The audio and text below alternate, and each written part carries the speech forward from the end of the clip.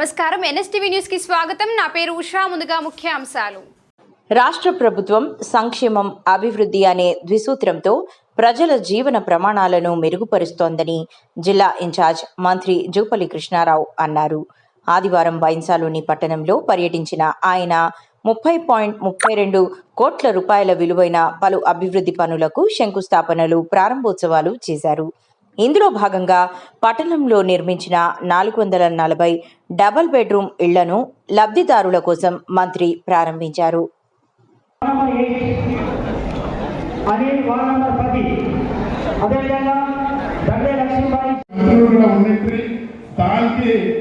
దాదాపు 700 కోట్లు జరుగుతాయి.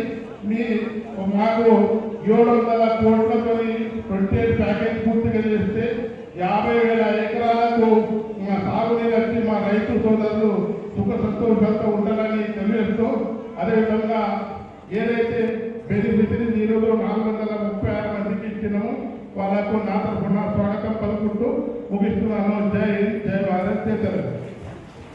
Thank you. అదేవిధంగా వైఎస్ఆర్ పట్టణంలో డబల్ బెడ్రూమ్ల ఇనాగ్రేషన్కు, అదేవిధంగా యూటీఐ ద్వారా 25 కోట్లు, అదేవిధంగా మహాదేవ్ చెరువు ఏదైతే అనాథ కాలం నుంచి పెండింగ్ ఉంది దానికి 2 కోట్ల 14 లక్షలు ఇనాగ్రేషన్కు వచ్చేసిన జూపల్లి కృష్ణారావు గారు, అదేవిధంగా మన పార్లమెంట్ సభ్యులు సోదరులు నాగేష్ గారు, డిస్ట్రిక్ట్ కలెక్టర్ గారు, అడిషనల్ కలెక్టర్ గారు, సబ్ కలెక్టర్ గారు, మన బాయిసా మున్సిపాలిటీ చైర్మన్ తుమ్మల దత్తాత్రేయ గారు, అదేవిధంగా వైస్ ప్రెసిడెంట్ కుతుబా బేగం గారు, వేదిక మీద ఉన్న పెద్దలు, కౌన్సిలర్లు, బెనిఫిషరీస్ బెనిఫిషరీస్కు, పత్రికా విలేకరులకు అందరికీ ఈరోజు ఆ కోరిక పూర్తి చేయండి. గత ప్రభుత్వంలో ఆ డబల్ బెడ్రూమ్లు కంప్లీట్ కాక కూడా టెంకాయ పలగొట్టి సర్టిఫికేట్ వేయడం జరిగింది. ఇప్పుడే మా పెద్దలు వేణుగోపాల్ గారు చెప్పారు, మీరు టెంకాయ కొట్టింది కొడుతున్నారని అంటున్నారు. మీరు ఏదైతే టెంకాయ కొట్టిండ్రో అది పూర్తిగా లేక కొట్టిండ్రు. అంటే మీ ప్రభుత్వంలో అన్ని అంటనే ఉండే, సగం సగం ఉండేది, సగం సగం టెంకాయ పలగొట్టడు. కానీ నేను వచ్చిన తర్వాత, మన ప్రభుత్వం వచ్చిన తర్వాత ఎన్నోసార్లు అసెంబ్లీలో మాట్లాడి దానికి పరిశీలించి చెప్పి ఆ డబల్ బెడ్రూమ్లు 436 మందికి ఈరోజు మా జూపల్లి కృష్ణారావు చేతుల ఇలా పూర్తిగా చేస్తున్నాము. నేను గౌరవంగా భావిస్తాను. అదేవిధంగా ముఖ్యమైన విషయం అంటే ఏదైతే మన బాసర సరస్వతి ఆలయం ఉంది, మన దక్షిణ భారతదేశంలో అనుకోండి, భారతదేశంలో అనుకోండి అతిపెద్ద చదువుల తల్లి జ్ఞాన సరస్వతి మాత. ఆ మాతకు మన గౌరవ ముఖ్యమంత్రి గారు 354 కోట్లు ఇచ్చి దానికి శంకుస్థాపన చేసిండ్రు. దానికోసం మన బయట ముదోల్ ప్రజల తరఫున చప్పట్లతో స్వాగతించాలని అందరికీ కోరుకుంటున్నాను.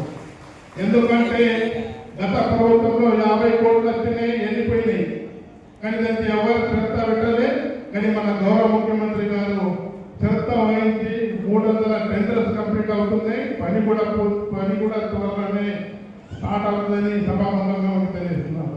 అదేవిధంగా నేను ఒకటే కోరుకుంటున్నాను మా ఇన్ఛార్జ్ మంత్రి గారు, మీరు అన్ని విధాలుగా చెరువు ఏదైతే డ్యామేజెస్ ఉన్నాయి, దాదాపు 100 చెరువులు మీరు పూర్తి చేశారు. మన ముఖ్యమంత్రి కానీ, ఉత్తమ్ కుమార్ రెడ్డి కానీ, చేతులు కానీ, నేను ఒకటే నా కోరిక ఉన్నది, 28 ప్యాకేజ్ ఏదైతే వైఎస్ రాజశేఖర్ రెడ్డి మన వారంలో సంబంధిత అధికారుల్ని, సంబంధిత డిపార్ట్మెంట్ వాళ్ళు, సంబంధిత ప్రజాప్రతినిధులందరినీ పిలిచి దానిపైన సుదీర్ఘంగా సమీక్ష చేసి వాళ్ళు కూడా న్యాయం చేసే విధంగా గౌరవ ముఖ్యమంత్రి గారు దృష్టి తీసుకెళ్ళి వాళ్ళు కూడా న్యాయం చేసే కార్యక్రమం చేస్తామని ఈ సందర్భంగా అందరికీ సవినయంగా విజ్ఞప్తి చేస్తా ఉన్నాం. ఇక్కడ హౌసింగ్ అధికారులకు నేను విజ్ఞప్తి చేస్తా ఉన్నా, బిల్డింగ్ నోటీస్ అవసరం. సో అక్కడక్కడ కొందరు ఇబ్బందులు పెట్టినట్టుగా తెలిసింది నాకు. ఎవరైనా లిఖితపూర్వకంగా మీ పేరు కానీ మీ నెంబర్ ఎవరికి చెప్పం, ఎవరైనా ఎక్కడైనా ఒక్క రూపాయి తీసుకున్నా కూడా కలెక్టర్ గారికి, మీ ఎమ్మెల్యే గారికి, ఎంపీ గారికి నాకు వాట్సాప్ పెట్టండి, మీ పేరు చెప్పం. వాళ్ళు అటువంటి వాళ్ళని సహించే సమస్య ఉండదు. అవినీతికి అవకాశం లేకుండా చేసే కార్యక్రమం ఇది.